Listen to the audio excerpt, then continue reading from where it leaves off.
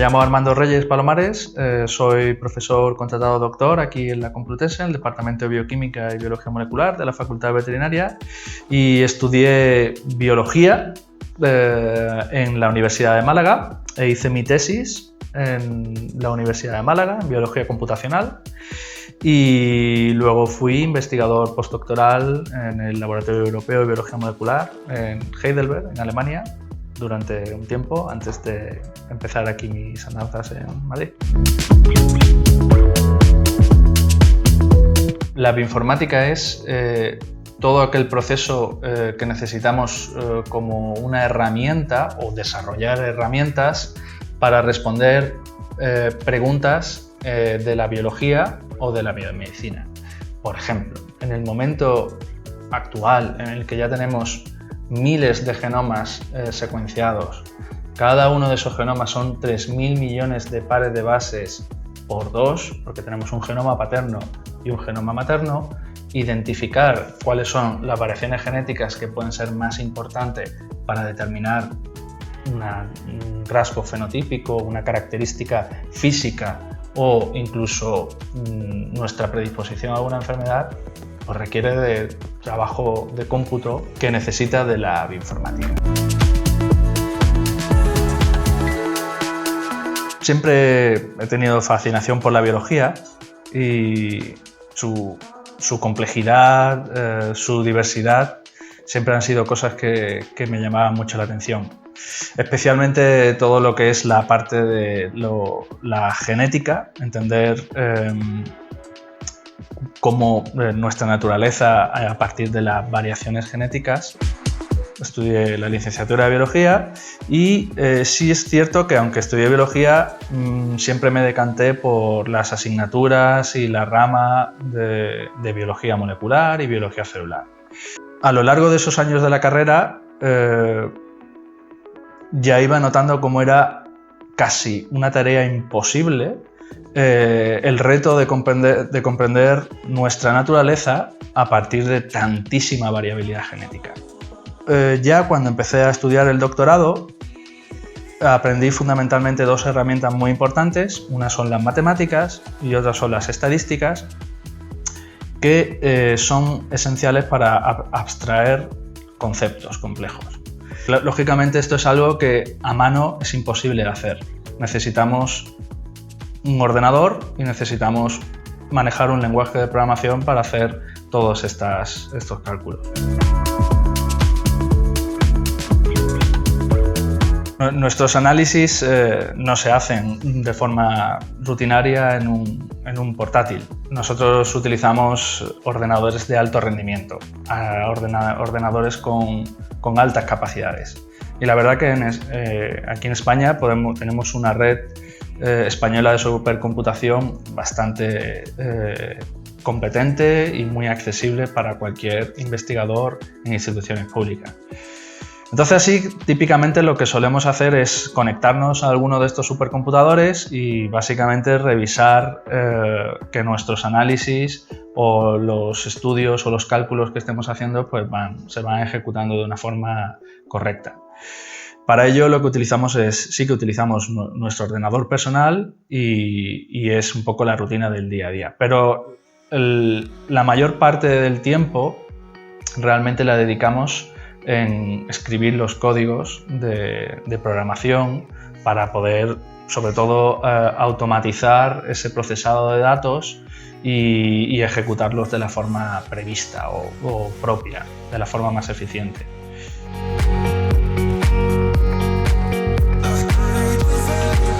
Pues nuestro grupo trabaja fundamentalmente en estudiar procesos relacionados con la regulación genómica.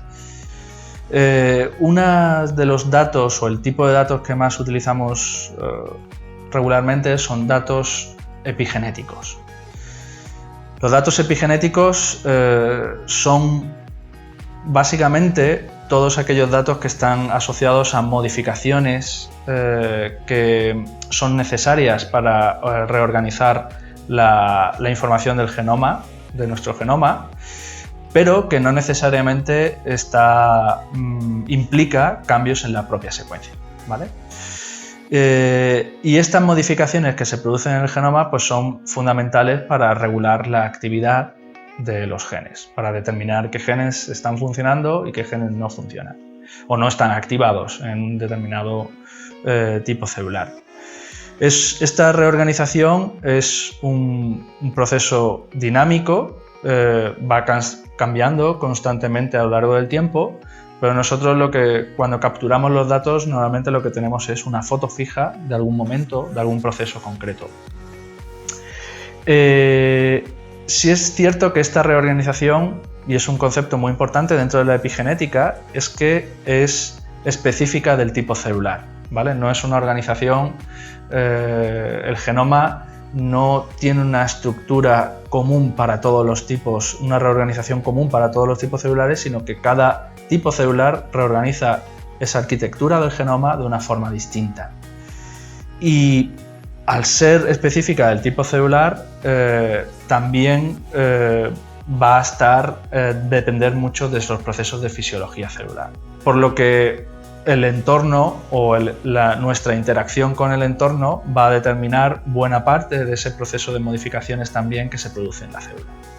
Pues bien, una de las técnicas que se utiliza para caracterizar este tipo de procesos o de reorganización es medir qué regiones están accesibles o no dentro del genoma, porque el genoma es algo que puede estar como un poquito más abierto o más cerrado, y el hecho de que esté accesible permite que se activen o no los interruptores de los genes en concreto y se pongan en marcha. Entonces, una vez que somos capaces de identificar los genes que están activos y los genes que no están activos, las regiones que están accesibles y no están accesibles, básicamente lo que podemos son como trabajar en métodos que permitan como construir redes para conectar esos elementos.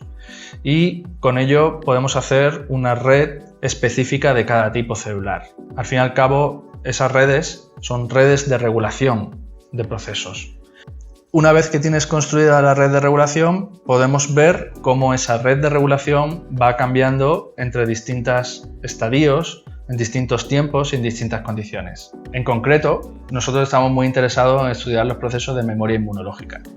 Entonces, para ello, lo que tenemos es un modelo en el ratón, en el cual padecen distintos procesos de infección y de reinfección, y lo que hacemos es estudiar un tejido en el cual se producen cambios muy importantes en células del sistema inmunitario que están relacionadas con el desarrollo de memoria inmunológica, que es en el bazo. Y básicamente lo que tenemos es esa red de regulación para cada tipo celular y podemos estudiar los cambios que se ha producido en la red en cada uno de esos procesos.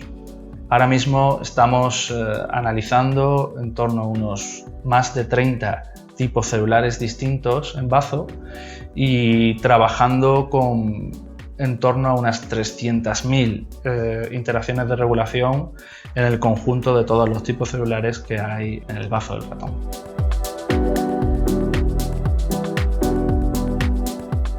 Lo que hacemos es coger las células de cada bazo y las vamos separando una por una, y de cada célula obtenemos las regiones que están accesibles, los interruptores que están en ese momento accesibles en la célula, y los genes que están activos.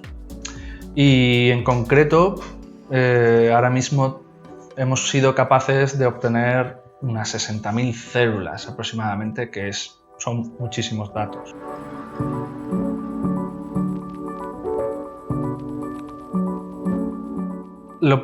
A los alumnos lo primero que les suelo decir es que la bioinformática hoy en día, porque antes había una bioinformática clásica, pero hoy en día ya es un término muy amplio.